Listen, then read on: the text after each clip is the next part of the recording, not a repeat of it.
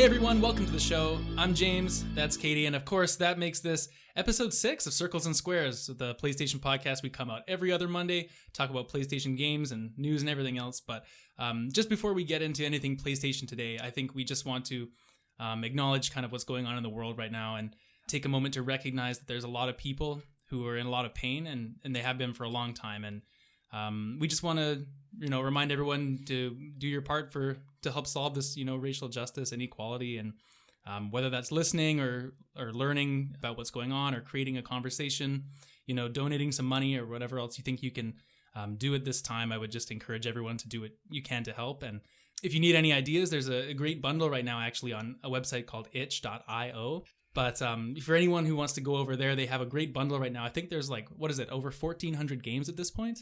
Something like that, yeah.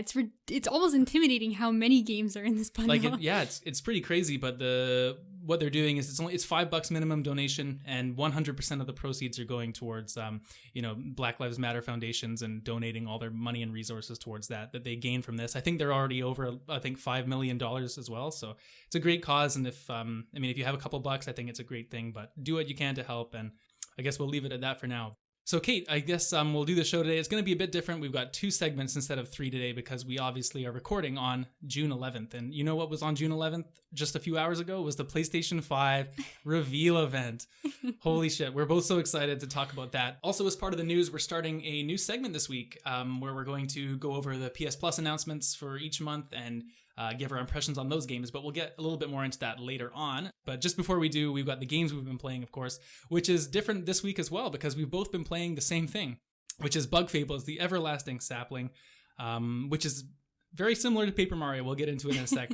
Just want to let everyone know as well, we were provided with a review copy of the game, so thank you very much to Dangen Entertainment. We appreciate the review copy, and we were able to buy another one as well, so we both played it. Yeah, Kate, why don't you tell us about the game? I would absolutely love to. So I think the first thing to get out from the beginning is the big paper elephant in the room. In that it is very heavily inspired by the original 2 classic Paper Mario games. The first one on N64 and then the sequel, Thousand Year Door. Then the game definitely doesn't shy away from that. I think it really embraces that. But if you're not familiar with the Paper Mario games, they're sort of like an action RPG with a unique turn-based combat system. Yeah. And you sort of split up into different chapters where each chapter has you journeying to a different type of environment with unique overworld puzzles, and then you get into turn-based combat battles throughout the game as you go, and they all kind of culminate in one big boss fight, and then you move on to the next chapter and kind of rinse and repeat. Yeah, it's I think what sets it apart from other RPGs is really the active battle system, where you have to do they're almost like quick time events during the battle to increase the power of your moves, which is pretty cool. Yeah, but, it's a really great system, and it's one that always stood out as a kid, and I always think of it from time to time as being a really good way of engaging the player in a turn-based system, because especially with a lot of older games, you kind of pick your move and then you have a best couple moves for each character, and then each battle sort of plays out very similarly. You learn to maybe optimize, but I think this game, I guess we can start by talking about the battle system. It does a really good job of making you feel like every character is important. For example, there's one character that can flip enemies over if they have a spiny shell. In Paper Mario, you would use the hammer to hit those guys because you can't jump on them. But in this game, there's a specific bug that can flip the enemies over so they lower the defense, right? They all work in sequence like that? Yeah, the characters I think are a big benefit to the game. So unlike Paper Mario, where you have Mario as your main character and then you have a multitude of partners that you gather throughout the game that you can swap out and just use whichever one is preferred to you. This game instead has 3 main characters that are just your characters for the game. Yeah, and that's a big change too, because you have 3 characters in your party. Paper Mario is always Mario and one other. Yeah, exactly. So you get into the battle, that changes it slightly, and the battles revolve around the turn-based combat, but also the action command system, which we've sort of hinted at a little bit.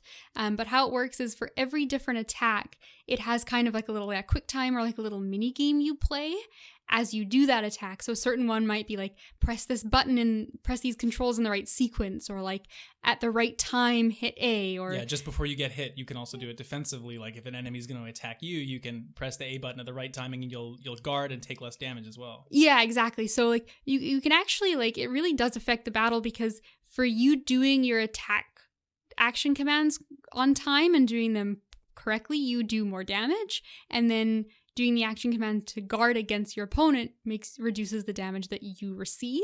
So that swing of you doing extra damage and taking less damage every turn really matters, especially in some of the more challenging like boss fights that the game has. Definitely. I couldn't imagine beating some of those bosses without doing that. Like, just the damage you lose per turn is a lot, right? Yeah. And I think it's an elegant way too of like keeping the fights engaging, because the problem with turn-based combat sometimes is that, the fights sort of feel very similar a lot of the time, or like I sometimes find in certain games, if there's not a lot else going on in the game, I'll lose sort of like, it becomes a little stale partway through the game, because like the fights all sort of play out very similarly. But with the action commands, you're always sort of like engaged because you're actively doing something every turn, instead of just, I pick this attack and it always does this. It's, I pick my attack, but I have to now like you have to time this, or like, right? like I myself am personally affecting how that attack plays out. Yeah, well, it's exactly right. And the thing is too, like, you take any other, like a lot of other RPGs, if you get to a certain point where you're going through a place and you're way too strong, you'll just be pushing A and you don't even have to really pay attention or whatever, right? Because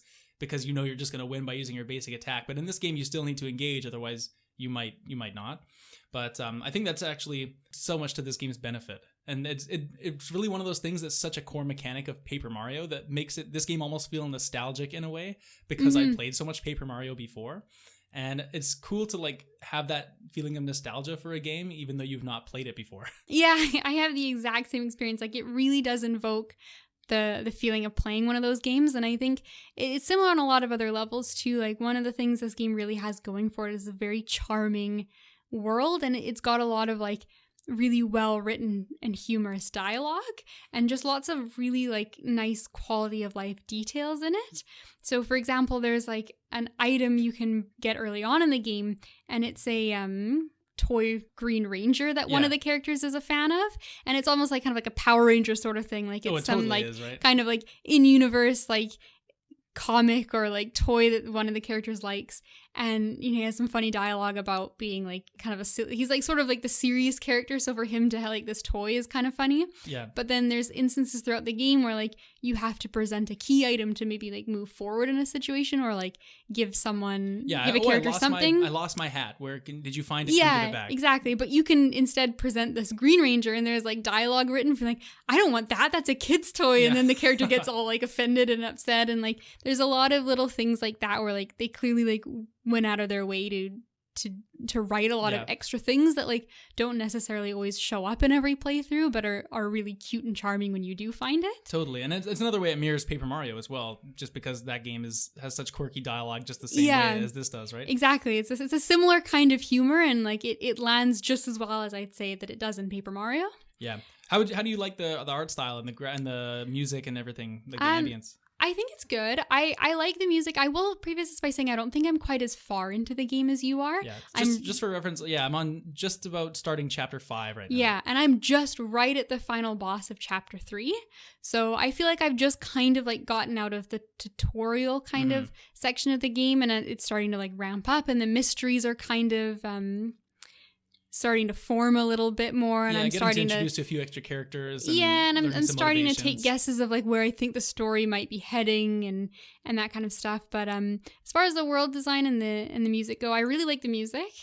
I've been enjoying it, and like it's actually quite Paper Mario. It really is. You can't get around saying it. Like, it's very similar. Well, when the game is so clearly influenced by one specific game, it's hard not to reference that, especially when it's something we played so much. Like, that's the reason we knew about this game. Yeah, exactly. Like, that's kind of what caught our attention in the first place, and I don't think that I don't think that was an accident. I think it definitely sort of plays into that you come into it with that expectation, but it holds up to that, and I think that's a benefit of the game, not a detractor. Yeah, no, I have the same feelings as you. One of my only kind of critiques of the game that I have, preface this by saying I think it's great, and I think I definitely recommend it to anyone who either enjoyed Paper Mario or just never played the game, but might have been something they would be interested in now. But one of the downsides I did find is that so far, at least, it hasn't really utilized the paper aesthetic into any of the gameplay. That's true. Like, it's there almost more to make the Paper Mario comparison obvious, and it looks nice. I like the aesthetic. I like the character models. I like the way that the environments have been. I think everything's clean. The character design's nice. The enemies are cool and unique. I like it all. I think it's good, but I think it almost feels like it was a shame. It's sort of a missed opportunity to not incorporate that art style a little more. Because for those that haven't played Paper Mario, it would be like, well, you just unlock this new set of stairs, so the stairs will like somehow fold down like a paper would fold, right? They'll fold down, and like especially in the 1,000-Year Door, you got a few overworld mechanics where like you could roll up into a little piece of paper to like roll under things, or you could like fold into a paper airplane to fly, and like it really like made the art style very cohesive. Whereas in this one, it's a nice art style and it's pleasant to look at, but it doesn't really like.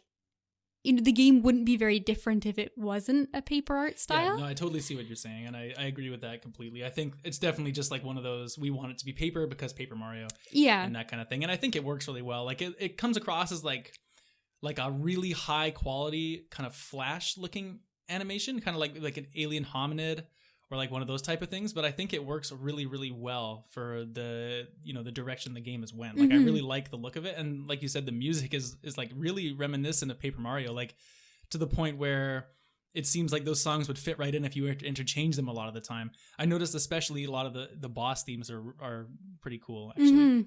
And I will say too, while we're kind of on the subject of like the artistic side of it, I really like a lot of the character and the enemy designs.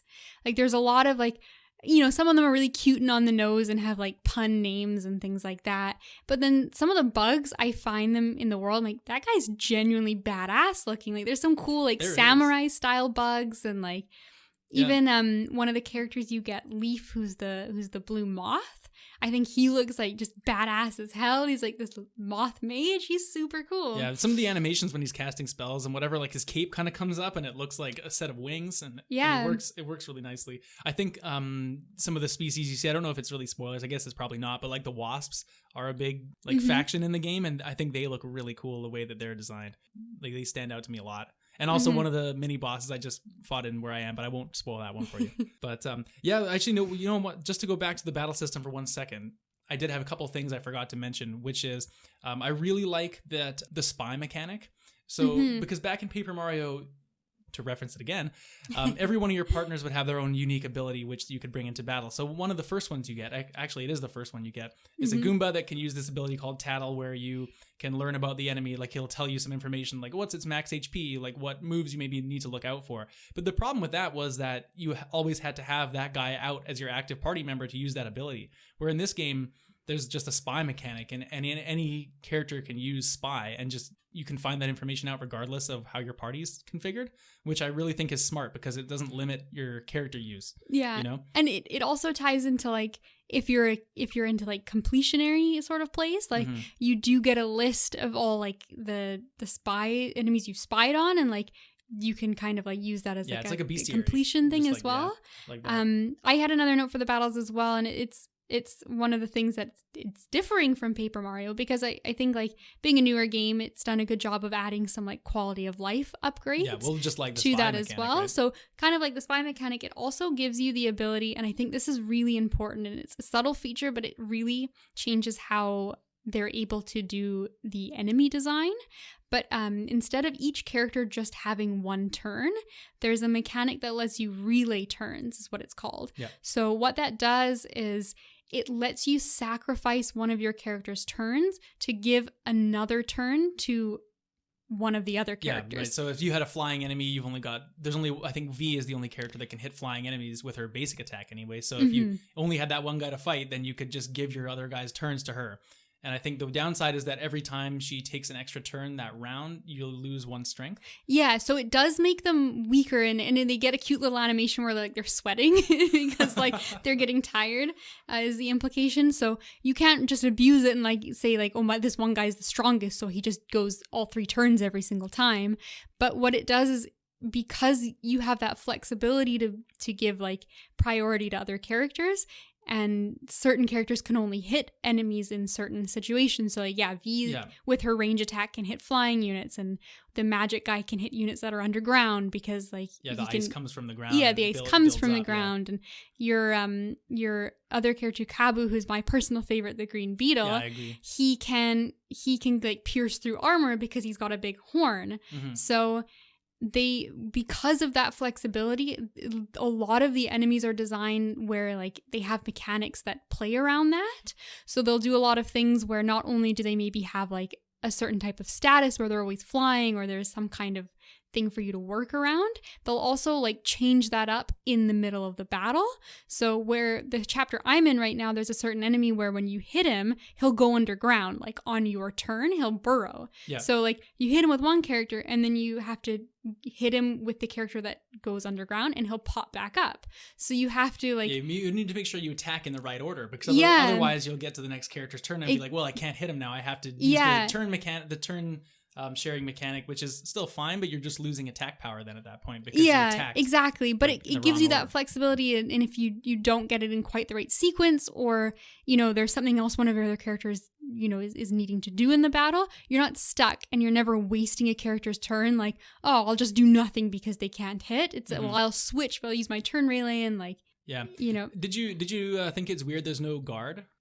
I did notice that there was no guard, and I thought that was definitely interesting, but I think, and without spoiling, there's sort of like you get some special moves that kind of like I mean, you can mitigate it. There is ways you can block, but it's not like a default command. I just thought that was a little bit of a change. Yeah, I think maybe what it is because of the relay system. There's often you always have a lot of things to do on every turn, whereas a lot of the time with games that like give you a guard, it's I don't have anything better to do, so I'll guard just to like not waste my turn fully. So I think maybe that's why that becomes less of a mechanic. So one of the things I will say that is something I don't like about this game, just to switch gears, is I would say the only part I've really felt frustrated by playing this game is some of the overworld puzzles. Not in the sense that I don't know how to solve them. It's more so like I don't find some of the mechanics that enjoyable. So Leaf, the mage, he can freeze water droplets and they become ice cubes. And then you can use Kabu, the guy with the big horn, to push those ice cubes around and put them on switches or use them as platforms or do whatever you need to do in order to get around the puzzle you're solving. But I find that it's just so tedious to push those blocks around with his horn. Like this, it's hard to sometimes angle them where you're going. He pushes them very slowly. They go like nowhere when you push these things, man. And I just feel like you're trying to like, exactly what you're trying to do. The switch is just over there, but you have to hit it like 15 times. It feels, and it's just like, I mean, it could have made it a little different, I think, in that way. It's just a small gripe, but I just find like. And when you combine it with the platforming, it's kind of a bit hit and miss. Because the characters are so thin and some of the environments also have like quite oddly shaped platforms, sometimes it's a little hard to judge your platforming, I find. And that's a problem I don't feel like I had quite the same in a Paper Mario or, just to give the comparison one more time because we've done it enough. But that's my only thing I really found being frustrating. And like, especially some of the dungeons like at the end of each level, like they're quite puzzle heavy until you get to the boss, which is great. I love solving the puzzles, but I just wish they were a bit more smooth in their execution. Yeah, I think that's a fair complaint. Like I think there's maybe like it has a lot of benefits, and I know I don't even want to know how many times we said Paper Mario, but goddamn, more than Bug Fables, more than Bug Fables, yeah, goddamn it, original Bug Fables is what I'll call Paper Mario from now on. But like I think it had maybe like an extra level of polish, but I think like for a small studio's take on that kind of a game, like I'm very willing to overlook maybe a couple things that don't work perfectly and are like maybe not quite as smooth as I like would expect from a big first party game. 100%. It's an unfair comparison. But like I do agree that like there are some times where it's what you want to do, but like it takes you a minute to kind of like put all the pieces in the right spot. Or I find that like sometimes aiming, because one of the characters has like a boomerang that you shoot and you can use in the overworld to like pick up items or like hit switches from far away, and sometimes that's hard to perfectly tell like what way you're because you can do it. It's not just left and right; it's also back or diagonal. So like, you can do it in like a multitude kind of like of directions in a circle, and sometimes like you'll miss because you'll throw it the wrong way. But like these are really small gripes just to kind of give like an overview of our entire experience, and like 100%. They're not detracting largely from how I feel about the game. I would recommend and like this game to anyone who I mean, Paper Mario fan or not. Like, I think this is a great RPG. It's unique because it's such a different setting. Like it's really like a Bug's Life kind of setting where you'll see like giant shovels and like a sand pit or something, and it's like, well, that's obviously just a kid's toy, but because of the scale of the game, like you're playing as these bugs, it's a cool perspective, and like I really don't have much bad to say about it. I think it's a great time. Like I don't know, I came off the Hollow Knight high recently, so I'm all over bug games. Yeah. Like, you're just all into this is insects. Great. Like keep these insect games coming. There's one last thing I have to say before we quit. I made a special note. It's its own note in my notes, and I have to say because it made me so happy, and maybe it's not really a spoiler, but there is a kind of like an item crafting system in the game where like you can go to various chefs over the world and they'll like combine 2 items of yours into a new item, and there's like different recipes you can learn, and like you get a recipe book the same way that you get the tattle book, and you know you can figure that all out. It's like another completionist it's thing, another right? completionist thing. But I don't know if you've done a lot of the crafting. Very minimal. I just kind of went in there once and tossed a few things. If you put together 2 items that don't mix together, you end up with a mistake, and you get this mistake, and like it hurts you, or it poisons you or something. Effect, has some kind of like, I think it like gives you 1 HP but poisons you, or has some kind of negative effect. Like whatever, don't actually eat the mistake. But I got curious. I was like, what happens if you put 2 mistakes together? And then I went on this like hunt. I'm like, how deep does it go? And the game rewarded me immensely. So if you craft together 2 mistakes, you get a big mistake. And like everything about this is amazing. Like, so the picture for the big mistake is like actually intentionally blurred out as if it's like too horrific to look at. And then each item is a little like description, tells you what it does, and also like there's some cute flavor text. But the big mistake, the text just says, please don't. Oh god. It's amazing. And then when you eat it, it like puts your character down to 1 health. Like it's just awful. But I felt like it's such a cool detail though. It's such a cute little detail, and I think like the game's great, the gameplay's fun, the battle system's awesome. But I think my favorite thing about the game is just the attention to detail and those small little things. Like that was my favorite part of the game so much, because it brought me so much joy to have this stupid idea of like, can I do this? And the game was like, absolutely, we encourage this. Great job. That's awesome. Well, we'll leave it on that note. That'll wrap us up for what we've been playing. But have no fear, everyone. We'll be right back in just a short little span of time to talk about the PlayStation 5 Reveal Event and everything we saw earlier today. So don't go anywhere.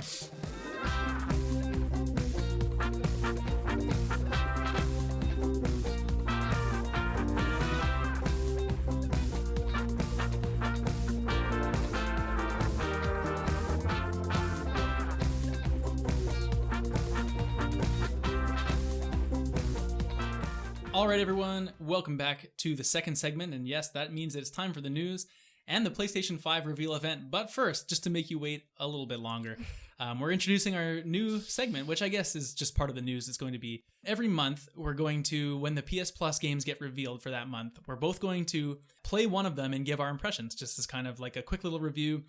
The way it's going to work is we're both going to pick the game we want to play, right? We're not going to let each other know what we're picking, but if it works out, it works out. And if it seems that we both want to play the same thing that month, there's going to be some kind of competition to see who gets to play that game and who has to play something else. Who earns the right to the good game and who gets stuck with the garbage fodder game.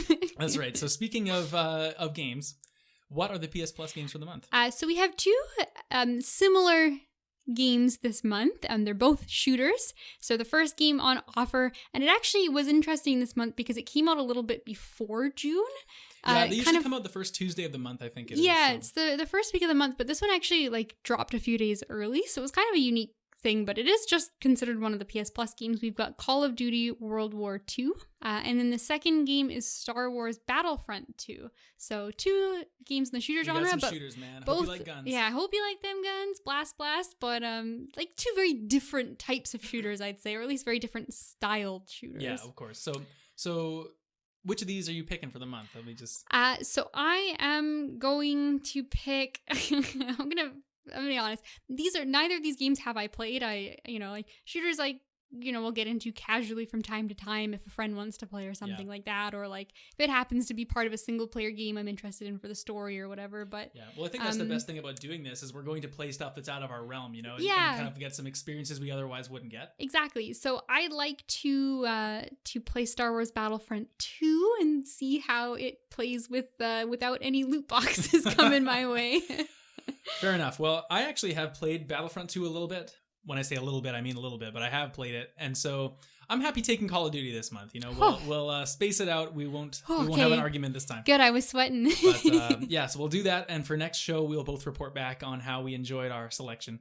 Hopefully, neither of us have too terrible of a time, because I don't think they're games like you said that we. You know what? You know what's funny is I think these are pretty safe picks. Yeah. But we actually were hoping to get this segment up and running from the beginning of the show, but it just didn't end up working out time wise. But we both were kind of like breathing a sigh of relief because last month's games were Sim City and Farming Simulator, and we'd both looked at those and gone, no. We would have done it though. We would have done it. We were absolutely. And to be honest, I'm almost hoping that we get some like really weird out of left field games that we wouldn't normally play. No doubt. But we got a safe month ahead of us, so this will be nice. That's right. There you go. Well, everyone, let's move to the big topic of the show. Of course, this is the PlayStation 5 Reveal Event.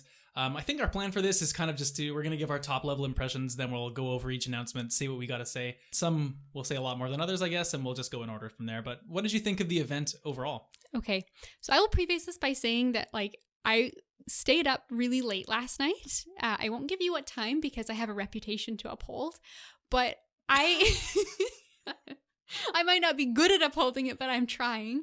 But I couldn't sleep. I wasn't tired. I stayed up. And then this morning, I woke up before my alarm and was so excited I didn't fall back asleep. So it was basically, I went into this feeling like it was Christmas morning. It's Christmas. It was like Christmas Eve, man. It really is Christmas Eve as a kid. And I was genuinely to preface how excited I was for this, I was sitting in my living room, which I like to call my home office now.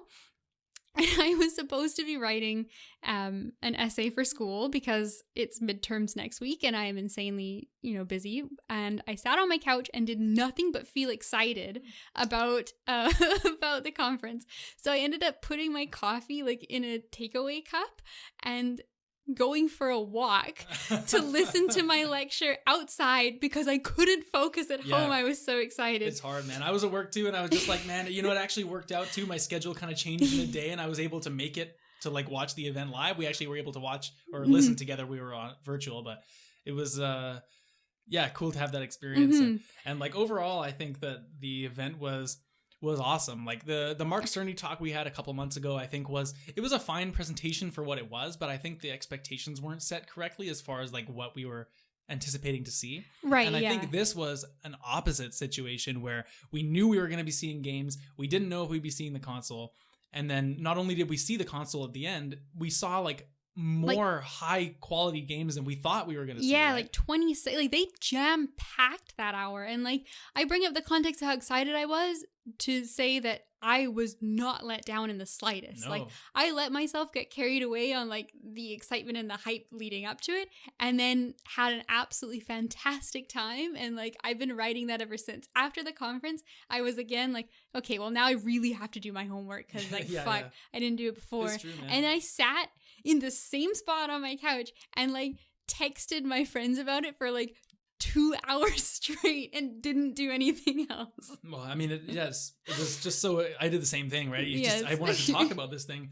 You know, the other thing I'll say just before we get into the actual announcements was it was cool to see the PlayStation Studios branding be used so immediately after that was an announcement. Just because the way this thing worked is every time when a game was starting, it would always show the splash screen like what studio is making what game. But having that one cohesive logo for all the first party announcements, when that popped up every time, it was like, oh shit, what's this going to be? Like this could be any of these games we're looking forward to, and it was just an increased level of excitement by seeing that logo. Yeah, I think so. It was such a subtle thing, but it really did impact the performance. And I have to say too, like, I really think that I was impressed because they used the like existing big franchises they have kind of almost as a springboard and like a solid foundation, but then they added in a bunch of extra things on top that like you didn't expect to see, which was really good. And I have to say, like, I love how these conferences have progressed to just rapid fire showing you things. They don't like, come out, they're not like, well, you know, the PlayStation 4 was a great console, but here's some statistics. Like they don't BRS around with that anymore. Like they're just like we got something to say, but it's short, here's the game. They have like a finite amount of time, and like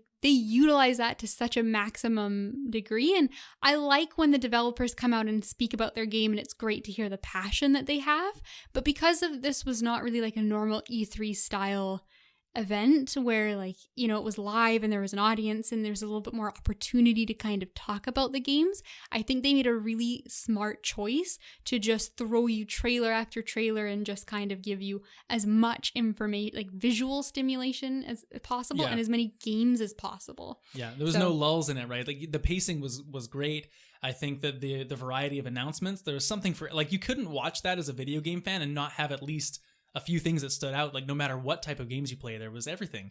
And I think it was just like masterfully presented. Those transition screens between each of the games were like unbelievably high quality. Yeah, they were gorgeous. And I think with that, maybe we should just jump into some of the games. Let's do it. So first off, we had probably one of the ones I was least excited about. We have Grand Theft Auto 5 coming to the PlayStation 5. And they said that the GTA Online will be free for all the PS5 owners. That's actually kind of cool, right? Yeah, that's kind of neat. They didn't really elaborate on that. I'm assuming, I don't know if it's necessary I'm assuming you don't have to own the game. Who knows? I mean, they said it was free. That's all I can. Right. So I'm assuming maybe you can play the online, but like you don't have access to the single player stuff. Now, one question I have for you before we move on, because I don't think we have a lot to say about GTA, other than, is this the first major game that's available on 3 generations of consoles? Because this game came out for PS3.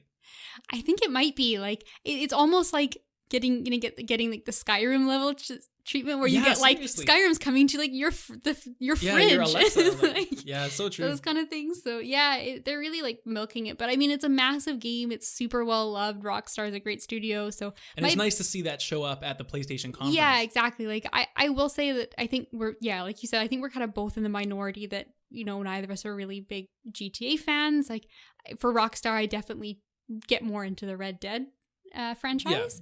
But I think my big takeaway from that is like, that's awesome that they have a good relationship with Rockstar. They're a high quality studio, and I want to see what they bring to the console. So yeah, same. Moving along, second announcement. This one got my heart racing. Spider-Man Miles Morales, man. Wow, that looked cool. It was a really short little clip. It's supposed to come out holiday 2020, which is like really soon. Yeah, that release date was shocking because they've kept this really well under wraps. Like I don't even think I heard a rumor about there being I mean, I think at one point or another, like most of the first party franchises has been thrown out as rumors, like some more than others, but this was definitely one that wasn't like very well it was predicted. It was not one I was expecting to see. So it looks like, I mean, we didn't see much. It looks awesome. The combat looks, you know, similar to the first. Yeah, I wonder if it's going to be. A lot of the sentiment online I've seen is like it's going to be a smaller, like not a spin-off, but like an Uncharted Lost Legacy as opposed to like a mainline type thing, because of the way the story worked out at the end of the first Spider-Man and everything. And so it'll be cool to see like if it is a smaller experience or not. But either way, I'm like 100% in on that. Next up, Gran Turismo 7. The graphics look great. Not much more to say. Yeah, it's a racing game. A really nice looking racing game, I'll say that. They went on so long without a narrator at that part. Like it just dragged. That was the one thing where I thought, and not just because I think partially maybe biased because it's not a game that really excites me, but I think it almost was like the one part of the presentation where I'd say the pacing kind of wasn't Yeah, amazing. it seemed Like they there were was- supposed to cut it a little bit more and make that a little bit shorter, and it just went on for a while. Yeah, like, and it was just like the sort of ambient like racing sound for a very long time. yeah, straight I'm up. like, okay, It's cool though. It's that's cool. definitely a car. I mean, that's for the racing fans, though, right? Yeah. So next up, we had, this may have been my favorite announcement of the day, actually. Ratchet and Clank Rift Apart. I love Ratchet and Clank, man. And I think you mean Ratchet. and yeah, Clank. Ratchet. They showed that girl. Who knows what she's gonna be? But this game, like, it looked so cool. Like the amount of stuff going on and blowing up and like cracking through those portals and all the different effects. Like, it just looked like visually so stimulating. It just looks like such a inherently like fun and like charming and like it really reminds me of kind of like a Super Mario Odyssey sort of like you just jump in and like you don't necessarily like just goof around, but like it's just it's like a lighthearted world at the same time as being serious. Exactly. Like I think it's great. I gotta say too that I did predict that Ratchet and Clank will show up. We'll so I want to say a big suck it to everyone who doubted me. we'll go through the predictions later on. But and it was a great trailer. I also noticed too when I watched it the second time, because I kind of, after watching it the first time, just enjoying it, I did kind of, go and like take a quick look at a couple other games a second way through. And there was a really cute little detail that you might have missed, but one of the NPCs, she's like, oh, look, it's Ratchet and Clank. Yeah. I thought that was really cute because it's like, as if they built this history for themselves at this point, Yeah. And then I think it was also just like a cute like meta comment like, oh, whoa, it's Ratchet and Clank. Like, we didn't expect that. Yeah. We haven't had a Ratchet and Clank game since, like, we were just talking about this off mic before we started recording. And like, aside from the remaster on PS4 in 2016, like there hasn't been a new Ratchet game for years. Yeah. I think there was only even one on PS3. So it's really nice to see that franchise come back. Yeah, it's great to see it come back. It's great to see it looking absolutely beautiful on the PS5. It did. And the load times by transferring between those planets, like that seems to me like when they showed off the tech demo of how fast it can load and render, like, that seems like a great example. Yeah, that game was actually really cool because it seemed like a lot of like in-game gameplay footage too. It wasn't just like a pre-rendered like cutscene or trailer. Which a lot of these were. Not a lot of gameplay. Right. Well, I think a lot of them are like very like early in development, so like it is just trailers and things, but it's cool to get snippets of gameplay as well. Right. Let's move along. We got Project Athia next, which is the Square Enix game that was shown. Looks pretty cool. We didn't get to see a whole. I mean, it's a kind of supernatural looking setting on this one. Yeah, this actually reminded me when it first got shown off of the Unreal demo that they showed, and I almost thought for a second before we got a little more context that it was actually going to turn that into a game and be like, surprise, this was an actual like game we were making the whole time, which obviously didn't end up happening. So I'm interested in this one to see because it is also an exclusive. So this is one of the like new big IPs that is going to come out. Yeah, well, I'm interested to see if it ends up being renamed as Final Fantasy 16, but that's to be seen. Well, you never know. Yeah, we'll see. I gotta say one note I made for this one though, and this is going to come up a lot throughout the episode, but this is one of the first games where I looked at it and thought, this is gorgeous. Yeah. Like, if you go back and look, there's a dog and a dragon in this game, like two different probably enemy types, and they have both incorporate like fire into their design, and the fire effect absolutely beautiful. I'll have to go back and that's one of the ones I didn't rewatch, so yes, I say go for it. Next up we have Stray, which is from Annapurna Interactive, and it's like a weird sci-fi robotic world. You control a stray cat. Couldn't really tell what was going on, but it looks like keep your eye on it, I guess. Yeah, it was one of those like curious because there was no information kind of games. Yeah, I think maybe that's what they're going for. And we'll see. I mean, it could be neat. It could literally be anything. Next up, we have Returnal, which is from Housemarque. It was really intriguing. It kind of gave me like a weird like Kojima kind of vibe. Like it was a lot of like weird psychological sort of like unnerving kind of landscapes, but it's definitely again one of those ones I'm going to keep my eye on it because it looks really neat. I'm wondering, like, is there any information on what kind of game it is? Like, it's like a roguelike, right? Like she keeps reliving over and over, or I didn't get that impression, but that's actually a really interesting take on it. Like, I'm thinking this might be a roguelike, but we don't know. Or is that part of the story? Like, she keeps reliving and you can change things each time. Like, I just don't know. I don't know. I assumed it was like an action RPG just because it seemed like that kind of like a setting, but like it'd be really cool if it was a roguelike. Yeah, who knows? I like that a lot. We have Sackboy: A Big Adventure, which to me looked like a really cool change up to the Little Big Planet franchise, which has traditionally been like, you know, create your own levels, side scrolling type thing. Like this is very much like almost like a 3D Mario game. Yeah, well, this to me originally looked like a cereal commercial, but I'm really glad that it was. Yeah. I'm really glad that it wasn't, because Little Big Planet is like a great series, and I was thinking about it, like I was surprised that like we hadn't had a new one in so long. I almost wonder if they were intentionally like holding off on it for like a PS5 launch. Yeah, well, I think sometimes you need to let the brand like die down a bit so it's hype when it comes back. Yeah. Right? Kind of like Ratchet and Clank, maybe. That's true, but I just think like those games have seen a lot of popularity lately with like the Mario Maker games being so incredibly successful, and like Little Big Planet's almost like one of the original games of that type that's really like, you know, build your own levels. I guess they just had Dreams come out. Maybe they didn't want to like muddy that message type thing. But that's true. But yeah, it looks like, you know, it looks like a great fun like couch co-op kind of thing, and it'll be exactly what you expect to be when it comes out, and it'll be fun. Yeah, totally. Next up, we have PlayStation. Twisted Metal. No, sorry, wait, Destruction All Stars. This game I think looks pretty cool, but I don't know if it fits into like what I want to play. But it was like a car combat fighting sport game. Like it was very unique, is what I'll say. It looks like the kind of thing that like might be fun as like a drinking game with friends. Yeah. But like it has that potential to be like a sleeper like pro scene Rocket League kind of thing too. So yeah, it's either gonna come out and like not really be much, or it's going to come out, have this huge like, or like this fan base that's so passionate and it's gonna grow and go on forever and ever. We'll see.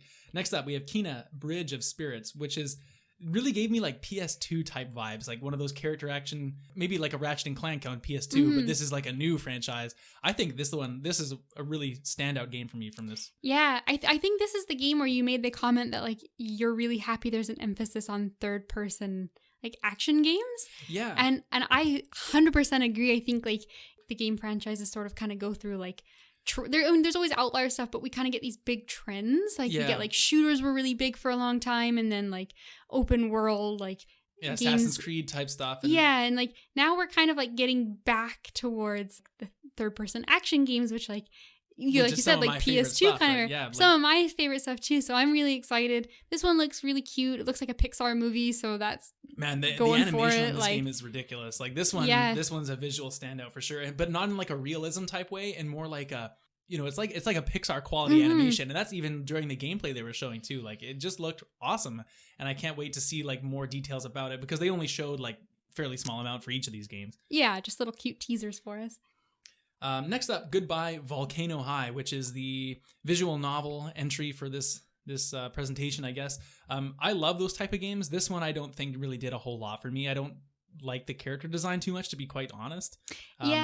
This one kind of at least gave me the impression that it was sort of like appealing to like maybe like a teenage kind of depends what the kind of crowd being, like I guess. Exactly. We didn't really see any dialogue, so this is just like assumptions that we have going into it. I'm totally just basing it on the look. But yeah, based on the look, I kind of feel like maybe I would have really liked it 10 years ago, but right. Well, we'll see. Like, you know, could be like, never know. It's definitely a high quality art style, so yeah, we'll see. We have Oddworld Soulstorm up next. I've never played Oddworld, blind spot for me really, so that's me on that one. Yeah, I'm not much better, unfortunately. I cannot carry you through this one. That's all good. It's definitely all good. Looks odd, but I've heard good things. Yep. Ghostwire Tokyo. Now this was one we saw like a very brief amount of last E3, and this time we got a lot more of a look into it. And this game, like, if you want to go to, like, this is first person, but man, this looked really cool. Like the little spells and abilities, and like the art style is really cool. It didn't look quite as scary as I thought it was going to, but then it still was pretty creepy. Like I wonder how that's going to factor in. Like I'm really excited to play this. Yeah, I think this is a cool one. It was something I tuned into last E3 and kind of was on my radar to a degree. And I agree. My impression from last year was that it was more of a horror game, whereas now it really seems a lot more like action based with like a horror setting. Yeah, like I wonder how much the development team's changed on it, because I know that I forget her name off the top of my head, but that really energetic lady from the last year, yes, and she did such a good job presenting. I know she's left the development team for this game, so I don't know. It's gotten a little less spooky since then. But we'll see. Like, the world is what really excites me for this one. I love that kind of like paranormal, like unsettling kind of like maybe even like a weird, like partially Lovecraftian, like the rules of the universe are distorted and like kind of cool cinematic things. Yeah. So. Do we get a release date? I think it's 2021. They said for that, right? 2021, I think they did say so. Yeah. Most of these did not really come with release dates. Well, I think it's very vague. But things have been getting pushed so often with COVID and it's stuff hard to know. On, like, and the other thing too is like because the console itself doesn't have a release date. Like I'm sure that they can't really say too much aside from like sort of a vague 2021, 2020 like sometime. All right, let's move along. We have Super Brothers. They have made a game called Jet Far From Shore. This one again, I wouldn't say is one that stands really out to me too much. You know, it kind of had a space shuttle flying through that planet. I don't know if it's like a world building game or really what it is. Yeah, I got the impression, or like at least came across to me that it was like an exploration focused game, like almost kind of like a No Man's Sky type deal. Yeah. This was the saddest one for me on the list, not because of the trailer itself. It was sort of intriguing, and if you're into like that spacey setting, like it probably looks pretty good. But this was the one where you saw the symbols at the beginning and thought it was God of War, and I got so excited thinking it was God of War. At the start, right? And I was like, they looked like something that could be engraved on Kratos' axe or whatever, and I was like, man, is this God of War? Because the Sony PlayStation Studios came up as well, and I think it did anyway. Yeah. And I was just like, man, is this it? And then it ended up being this, and I was like, we're like, oh my God, is this God of War? And then it like zoomed out to these like people in the desert. We're like, oh, this is strange for God of War. And there's like a spaceship, like really taking it in a new direction. Yeah. Let's move along. We got Godfall up next. This one looks to me like God of War in a different dimension. Like the combat's so similar. You get the shield, you get same kind of combat. Like it looks cool, but I just don't know. Yeah, as much as the first game, as much as that last game tricked us, this one tricked us even more. Yeah, in a different way. I mean, the combat looks cool. There's nothing wrong with it. I just don't know, like this. I don't know if this will ever reach the top of my like to play list. Right. You know what I mean? Yeah, this might be one of those ones where like, oh, it looks good, and I know I'd have fun playing it, but like it just because there's so many games to play, like it's just constantly like getting replaced with other things. And I mean, these impressions are going to change. Like we're going to see more and less of each game and figure them out. For me, I really like the setting and the character and enemy design from this one. Like that sort of like historical fantasy thing always ticks the box for me. So where it will go on my priorities ranking will really depend on what the gameplay feels like. So this is definitely something I'm keeping a close eye on, but like depending on how it plays will like determine if it's a game I'm either like incredibly excited about or like sleep on and never play. Yeah, fair enough. Next up we have Solar Ash from the creators of Hyper Light Drifter. This game had a whack art style, and I've never played Hyper Light Drifter. It's been one of those again like on my list but never kind of came to the top, right? But this game for sure like has a very, very cool style. It almost reminds me of like Journey in a way, or you know, kind of it's really one of those like really exotic looking games that really stands out. Like you'll see a picture of this game and you'll know it's that one. You won't be confused. It has a gorgeous aesthetic, like music, visuals. I think it did strike me as like a Journey-esque kind of like artistic game, like one of those things where like it's only a few hours long, but like it leaves a really profound, lasting like experience for you. And I really hope it's something like that because we don't get a lot of games like that. They're kind of almost like sort of a risky thing to make because like if they don't land, like they don't have tons of like gameplay or mechanics to fall back on. But like I'll never forget the time I played Journey. It was such like a beautiful experience. Right? I think this has a lot of potential to be like that. Yeah, this is actually probably in my top 5 takeaways from this. Like I think it's a smaller game, but like it could be really special. Yeah. After that, we saw Hitman 3, which is a pretty exciting announcement. Like Hitman's a series I really admire from afar. I played a little bit of the one that came out most recently, and I liked it a lot. But I think I found it was just a bit like. It was one of those things I've never really played before, so it's a big ask to when you first start to you got to learn the controls, learn how it works, learn the mechanics and stuff like that. But this game looked very impressive visually. Some of the climbing he was doing on that tall building was like holy shit, like that's giving me like I'm like making me scared of heights or whatever. Like, but I think Hitman's really revived itself the last couple of years, and I'm looking forward to seeing the reception for Hitman 3. Yeah, I think that sums it up. Like, it looks good. After that, we saw Astro's Playroom. This is, I think, a non-VR Astrobot game, which is pretty cool because neither of us have a PSVR. I've always wanted to play Astrobot. Remember everything I've heard people compare it to like Mario 64. Like, man, that's high praise, right? And so anything in that universe, I'm looking forward to trying it. Yeah, it looks like another kind of cute, like this is another one that's kind of like PS2 sort of memories. Like it just looks like a fun, charming like action platformer. Well, and we didn't see too much gameplay. I'm wondering if it, like the name Playroom makes me think like, is this going to be some kind of pack-in type thing where it uses each the functionality of the controller, like, you know? Oh, this might be like the gimmick game that kind of like shows off. Yeah, like, you know, the one where it's like, well, you can see the haptic feedback and try it out with this mini game, where you can use the voice command on the built-in microphone on the controller to like control Astrobot or something like that, right? Yeah. It's total guess, but the naming convention kind of makes me think it's kind of like that type of deal. Yeah, that could definitely be possible. And like they usually like to package at least one game like that that's sort of like a, you know, that hidden kind of like motivation behind it is to show off certain capabilities. There's usually stuff like that comes out, so it could be that. Yeah. After that, we had Little Devil Inside, which had a very like, I don't know, like what is this game? Like the aesthetic is cool. It looks almost like a I can't Little Nightmares-ish. I can't get this game out of my mind, and I'll give you a little spoiler for next episode, but I've been playing too much For the King lately. Dangerously too much. You had the same thing to say about Divinity Original Sin. This is just what you do. Yeah, it turns out I have a very unhealthy relationship with certain games when it comes to playing them in a social setting. But at least it's not me by myself, but we've really kind of gotten like very obsessed with For the King, and it's got a similar kind of art style. Right. So I spent the first 30 seconds going, oh my god, is this DLC? It is not DLC. It looks like a totally different game, but like I can't help but like love this game because of it. Yeah. This like weird enough. Like biased proximity I've created in my mind. But like this game looks bonkers. There was so much going on in the trailer. It was hard to get a feel of the vibe, you know? Yeah, like I don't know, like this game's one of those like keyword games, like creative, cheeky, like I have a lot of like feelings and words about this game, but like if you ask me to describe what the game will be, I have absolutely I couldn't tell you either. Idea. Like you're kind of sneaking, you're kind of adventuring. There's like maybe some combat, but then there's like is there dialogue? A lot of dialogue? Like, but then there's that like old guy in the town. I'm like, what the hell is he doing? How is he involved? This is definitely like in the bucket of I want to see more of this. Yeah, I want to know what this is. Yeah, like please put it over there until I can see more. Like this is the kind of game you think about at 2 a.m. and you're like, what the hell is happening? Why is this on my mind? What is going on? And then who knows?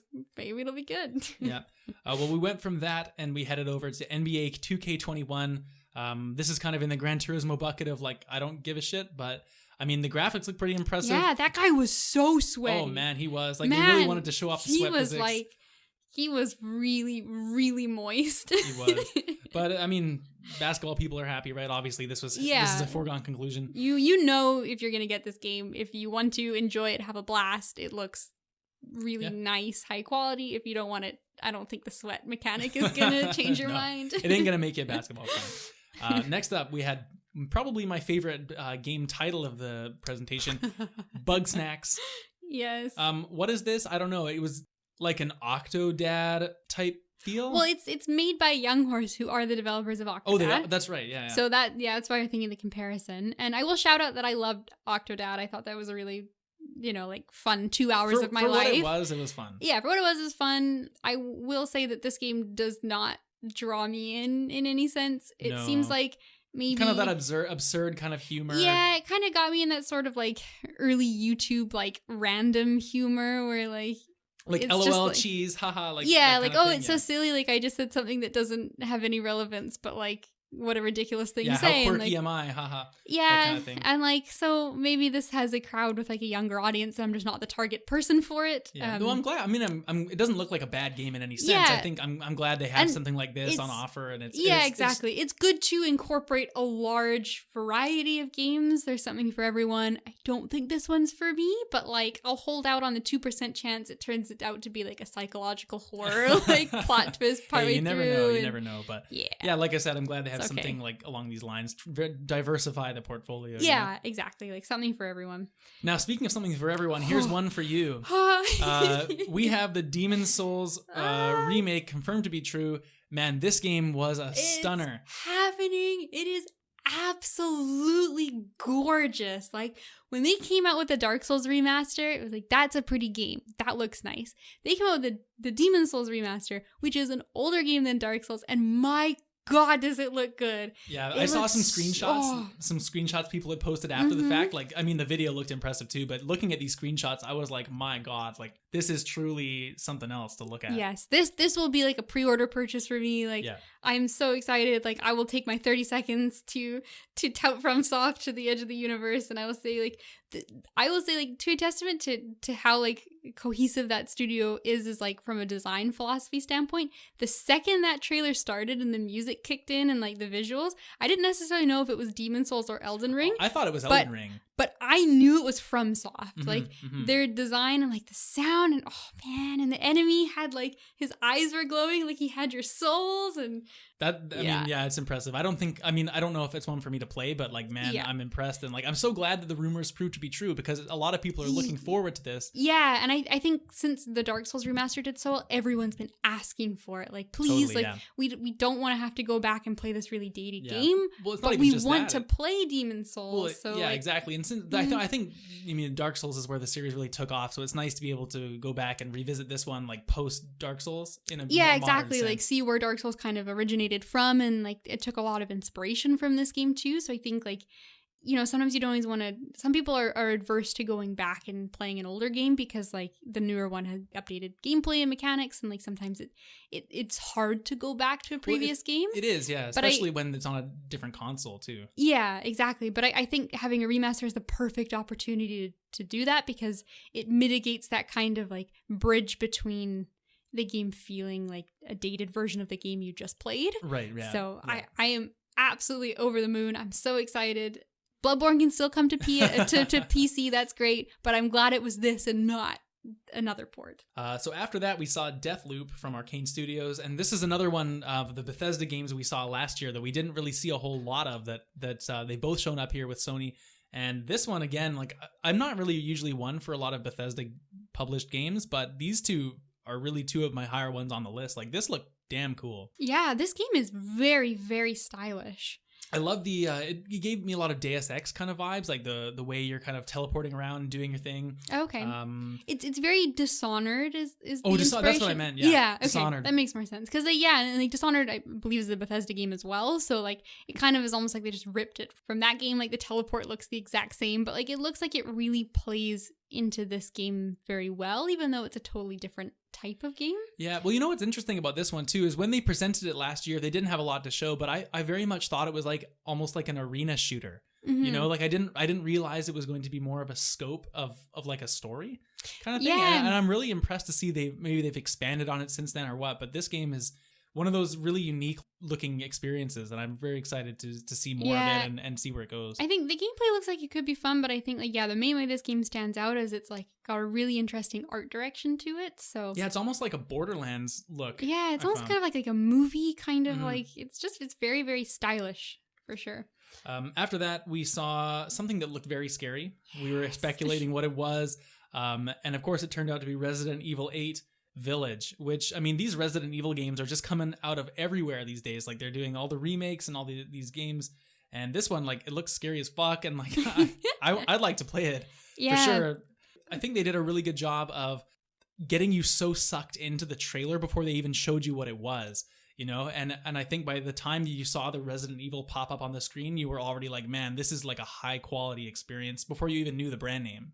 Yeah, I agree. It was a really well done trailer, and I'm excited to see, like, a horror game on here, especially after Ghostwire Tokyo looks really good, but it's not the horror game. It doesn't look like it's a horror game I was hoping for, and I'm excited to see, like, a horror game get a really big reveal. Like, obviously Resident Evil is a big game, but horror games are always kind of, like, pushed into that sort of, like, you're a weird niche, right? And you don't get tons of, like, publicity and we don't really love you. But Resident Evil is kind of one of those series that sort of, like, jumped out of that cage and, like, come to, like, a really big mainstream audience. Yeah, well, it's one of the only mainstream kind of horror type games, right? Like, it really is in a world of its own in that sense a lot of the way. I'm sure there's other ones I'm not thinking of right now, but Resident Evil really is like the flagship of, like, it's probably horror. The big one, so it's exciting to get another of those. I think, I'm kind of itching for a new horror game, so this is great. So getting near the end here, we had Pragmata. it looked kind of like Dead Space at first, I thought. I don't know. I know the guy who made Dead Space, or one of the directors on that game, had been talking about working on another project, which is going to be revealed soon. I don't know if that was actually this or not. There was like holograms. There was like a guy in a spacesuit in the street, and it turned out that he was in space all of a sudden. Yeah, this was another like really like weird. There were a lot of like psychological, like really trippy kind of like interdimensional sort of games getting shown off. I think they like wanted you to question like, what is this? What's going on? And by the end of the trailer, they're like standing on the moon. But the girl is not in a spacesuit. Is she real? Is she I didn't think she was real. Part of his gun? Like, I don't know. This one gave me like Kojima vibes as well. Like, this could have, like, you told me this was a Kojima game, like, and like he had been working on this at the same time as Death Stranding, I'd be like, of course, yeah, like this seems really weird. Yeah, and it seemed to play with like anti-gravity and whatnot. So I mean, this is definitely one to follow along. I think the release date for this one, they just said 2022, so obviously it's got a lot more to show. This one's ways off, but it's nice to see some stuff for the future. Lastly, for game announcements, we saw. We were kind of debating, like, man, what's it going to be? You know, because you saw Spider-Man at the start. Yes. You know they're going to end with a big PlayStation game. Yes. And so this one starts off, and we were kind of debating, like, man, is this going to be God of War? I thought for sure it was God of War, and I thought I'd remembered seeing Santa Monica say that they were involved, and I don't think we saw anything from them. So maybe I had misread, or not. Got your wires crossed. Yeah, maybe I got my wires crossed, but I was confident this was going to be God of War. Yeah, but it turned out to be Horizon Forbidden West, the sequel to Horizon Zero Dawn.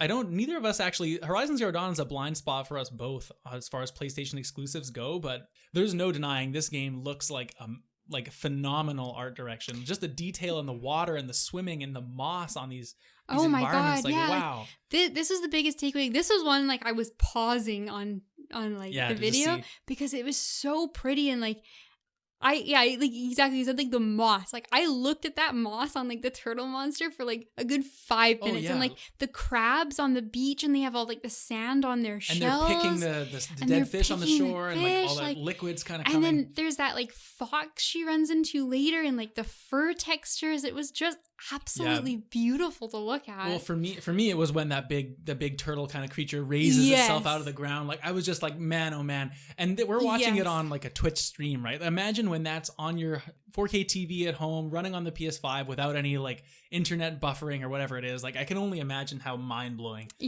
graphics are going to be on that. We're in for such a treat, and like Horizon, like you said, is a bit of a blind spot for us. It's a game that's been like, it's actually quite high on the top of my list. So like maybe in a game or two I'm going to get to it. Yeah. But like I feel like I'd like to give it another shot, just to like give a fair shake, right? The world is just so interesting. Like I love that concept of like the sort of machines, but like also a big emphasis on nature. I like that sort of like harmony of like two very opposing like a things. Technologically advanced society, but also very primitive in a lot of ways as well. And like the animals are machines, but then there's all these like plant growth on them. Like I think that's such a kind of like almost like a simple basic concept, but it doesn't get used very often. And it is really intriguing, that like dichotomy of like the two kind of like opposing sides harmonizing together. And I think it's just, then she's an archer, which is always fun and cool. Like everything about that game just looks fantastic. And having seen this, I'm like, fuck, I really have to play it. Like, maybe we'll make that a thing. We'll both try and maybe play a bit of the original before this one comes out, just to see, I guess. But that does it for games for this conference anyway. Of course, we were speculating if we're going to see the console or not. We ended up seeing it. And what do you think of the look of the PS5? I was surprised. Like I will say, like, because of the controller, I kind of expected something a little bit different than the nice little black box. Yeah, of course. But I gotta say, I think it's really stylish. Like it looks nice. It looks like that the robot from WALL-E. I sent it to you earlier. There was that meme online of it being Seto Kaiba from Yu-Gi-Oh. Like, man, that just killed me.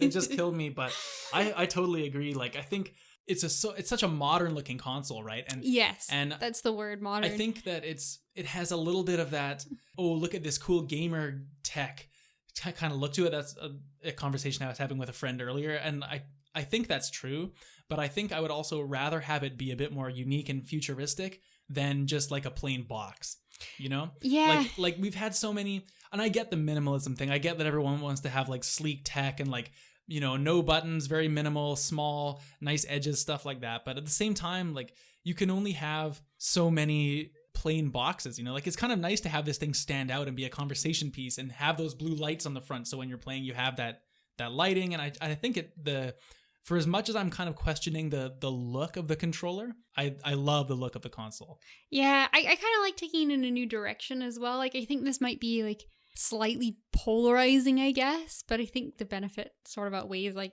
you know, the people that are going to have it negative. And like, it's not like it's that obnoxious. No, it's not that crazy. Like it's not crazy. It's gonna look silly, but I like it. I like the white and the blue aesthetic as well, and I thought it was really cool throughout the video. Is like it started out black, right, and they kind of like as the presentation went on, it sort of like leaned more into that white and blue. Right, the transitions between each game, and then by the end of it, it was like entirely white and blue. Yeah, and you're like, man, I was thinking, actually, to be honest with you, that it was going to be a totally white console.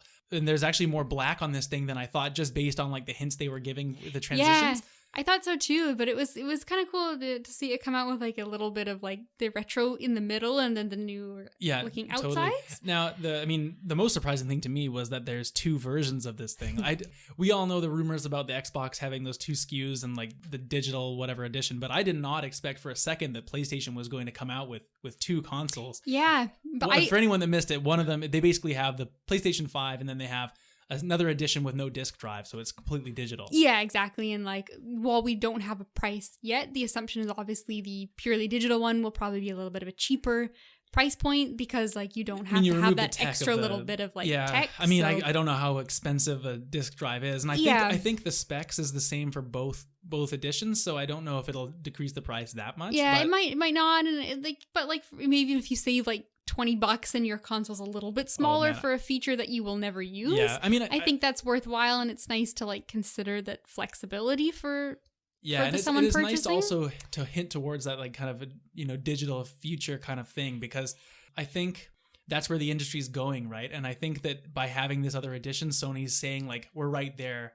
with this kind of direction and we're not getting left behind. Yeah, and I agree with it. I think it's good that they have both. I'm kind of biased in the sense that I will get the one with the disc drive, because I personally like to have a physical collection.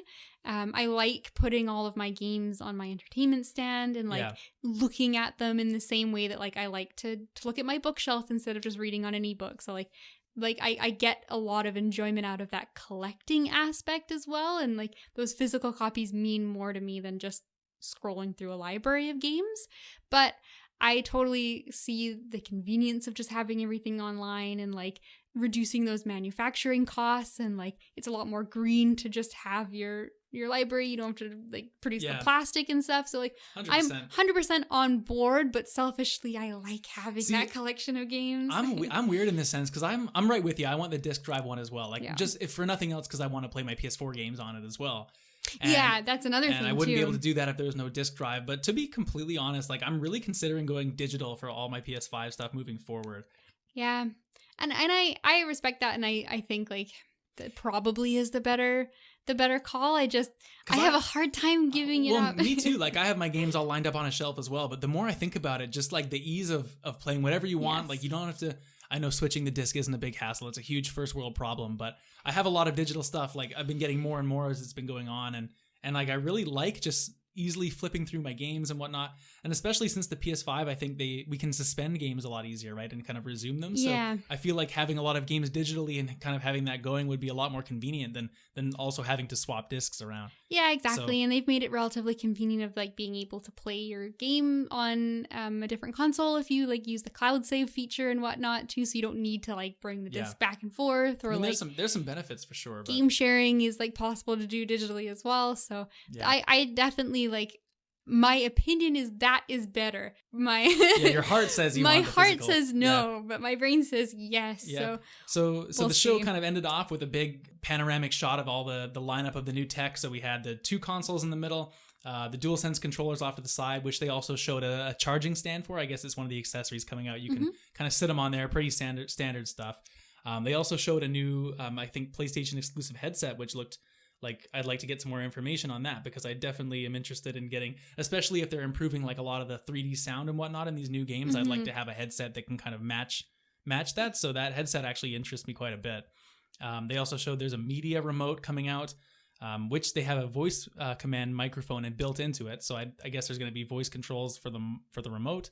And I think they had a webcam as well, or like a they had PlayStation camera. A camera as well. Like I'm assuming that's for like streaming purposes and stuff. I think so too. Which is kind of neat because like obviously that's something that I think a lot of people use like third party tech for because there's no option. There's no option, and like that's unless you get your eye toy out from your PS2. Not quite. But yeah, that's just nice ease of like convenience for every person. So yeah, and I love how all the hardware components like look together in that image. Like they just look so clean and crisp. And yes, that's another nice thing about like the like new white color scheme is it always looks very like sharp. It looks like very modernized. You know? Yeah, it almost looks. And it was funny. I read like a tweet and it actually was very accurate. But it was like this stuff looks like what you would have thought in 2005 what 2020 would look like. and that's what it does look like. It is like it's kind of silly, but like it still looks nice. Like it's kind of got that weird like future kind of vibe to it, but like it doesn't lean into that too much that it's silly. It's just totally.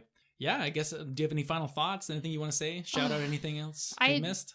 Yeah, I'm just excited. Like, I feel like I still need a few days to, like, fully, like, compartmentalize all this new knowledge in my mind. Like, I'm excited to see the price and when it will be released. I'm assuming, like, I think we talked about earlier that October, November kind of. At least somewhere in there. A little bit, like, a month or two before Christmas to get, like, the first big wave out and then another big wave come Christmas time. So totally. I'm just wondering like when we're going to see it, because I think there's this kind of game of chicken going on between like Sony and Microsoft about who's going to say the price first and kind of who's going to divulge a little bit more information, right? And it's kind of almost like, well, you do it first. Yeah. Like, no, you hang up first. It'll be interesting to see like if I mean, obviously like you said, I think the digital will be a bit cheaper, but I wonder how much cheaper. I wonder what compared to Xbox, like it'll just be fascinating to follow this going forward, especially now that we actually have like some information to go on, whereas before it was largely like all speculation. Yeah, exactly. And this is just reaffirmed in my mind, like I'm going to try to get one as soon as possible. Like in the past, I've very much been kind of the position of waiting till like the second version comes out. Like I didn't buy a PS4, I bought a PS4 Pro because you can kind of expect that like a slightly upgraded version will eventually release. And usually I have like a backlog of games from the previous. It's just not a priority to always play the new stuff. Yeah, and like I kind of have a backlog of previous games I want to get through anyway. So like it's not, like I'm not penalized too much by waiting. But this one, like I think there's just so many good things I'm excited about. And the fact that I can play my PS4 games on the PS5. Yeah, it's such a nice. And it enhances those games as well. Like I can't justify waiting. I think I just have to buy one. I need it, man. I need it now. I need it. Please. Wow. Well, you can let us know what you thought of the event over at our email address at candspod@gmail.com. You can also get in touch with us on Twitter and let us know what you thought at candspod. That's at candspod on Twitter. And you can find all our other links there as well. So we'll let you go for now, and we'll see you again in 2 weeks' time to hopefully talk about even more PS5 news. We'll see you then. The intro and outro music for Circles and Squares was produced by friend of the show Matthew Chan. Interlude music is from Scott Gratton of the Free Music Archive. Our channel art was created by @unreasonable on Twitter, and our brother Alex is the designer of the Circles and Squares logo. Thank you all for listening and supporting the show.